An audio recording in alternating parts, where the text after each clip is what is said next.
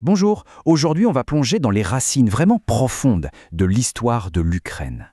L'objectif? Essayer de comprendre cette longue, très longue quête d'identité nationale. Et cette question, elle est vraiment au cœur de tout. C'est le fil rouge, en quelque sorte, de l'histoire ukrainienne. Une histoire longue, souvent brutale. C'est le récit d'un peuple qui a constamment lutté pour se définir, coincé entre les grands empires qui l'entouraient. Allez, c'est parti. On se lance.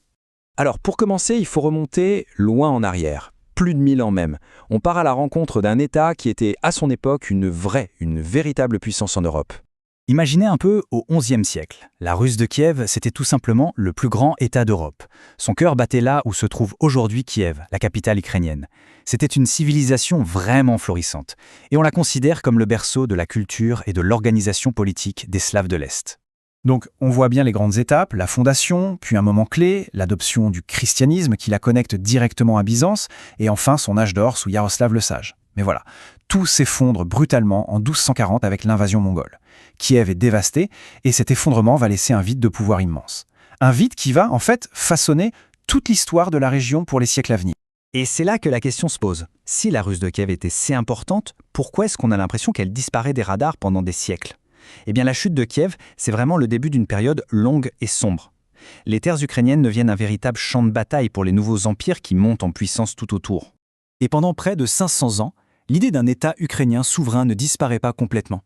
C'est un rêve qui survit, qui est maintenu en vie grâce à une identité culturelle forte et, il faut le dire, à des rébellions féroces et répétées. Et l'un des exemples les plus marquants de cette résistance, c'est l'Hetmanat cosaque. C'est une sorte de proto-État, un État autonome créé par les Cosaques en pleine rébellion contre la domination polonaise. C'est vraiment la preuve de ce désir constant d'autonomie. Mais l'histoire se répète. Cet embryon de nation finira par être absorbé et même écrasé par l'Empire russe en pleine expansion. Là, on touche à quelque chose de vraiment intéressant. On a deux empires, deux destins complètement différents pour les Ukrainiens. D'un côté, l'Empire russe, qui mène une politique de russification.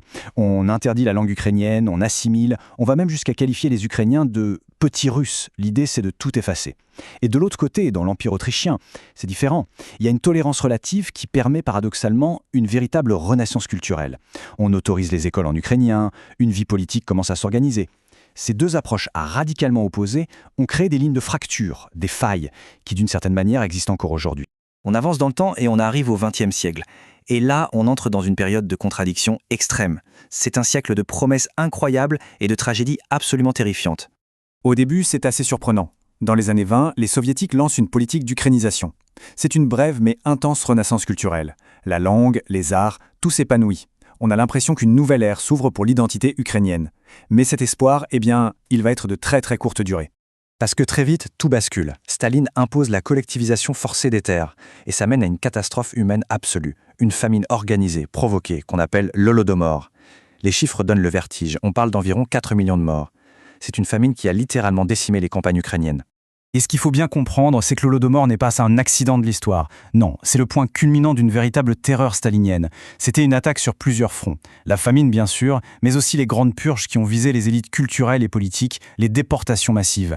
Et puis, par-dessus tout ça, arrive la Seconde Guerre mondiale, où l'Ukraine devient ce qu'on a appelé les terres de sang, perdant près de 8 millions de personnes. C'est juste inimaginable. Après des siècles de lutte, et après cette période soviétique si terrible, arrive enfin l'indépendance. Avec l'effondrement de l'URSS, l'Ukraine devient souveraine. Mais, on s'en doute, la lutte est encore loin, très loin d'être terminée. Et pour mesurer à quel point cette indépendance était désirée, il suffit de regarder les résultats du référendum de 1991. C'est sans appel, 92% de oui. Une majorité écrasante dans toutes les régions du pays, sans exception. C'est la réponse la plus claire possible à des siècles de division et de domination. Sauf que l'indépendance ne rime pas tout de suite avec prospérité, loin de là. Le pays fait face à d'énormes défis, un effondrement économique, la montée en puissance des oligarques et une corruption qui gangrène le système. Et bien sûr, en toile de fond, il y a cette pression politique constante de la Russie, cette lutte permanente pour ne pas retomber dans sa sphère d'influence. Cette chronologie des dernières décennies est très parlante. On y voit un schéma qui se répète. 2004, la révolution orange, contre une élection truquée. 2014, l'Euromaïdan qui chasse un président pro-russe. Et à chaque fois, la réaction est la même, une agression russe. En 2014, c'est l'annexion de la Crimée et l'invasion du Donbass. En 2022, l'invasion à grande échelle. C'est clair, chaque fois que l'Ukraine affirme son choix européen, sa quête d'État se transforme en une guerre pour sa propre survie. Et c'est là tout le paradoxe de cette histoire récente. Ces conflits, aussi terribles et dévastateurs soient-ils, ont eu un effet inattendu. Ils ont provoqué une véritable renaissance de la conscience nationale ukrainienne. Plus que jamais, ils ont forgé une identité unifiée, moderne, cimentant ce sentiment d'appartenance à une seule et même nation. Au final, on a une histoire de lutte, mais surtout une histoire de résilience absolument incroyable. C'est un combat de plusieurs siècles juste pour le droit d'exister. Et ça nous laisse avec cette question forcément, quel sera le prochain chapitre ?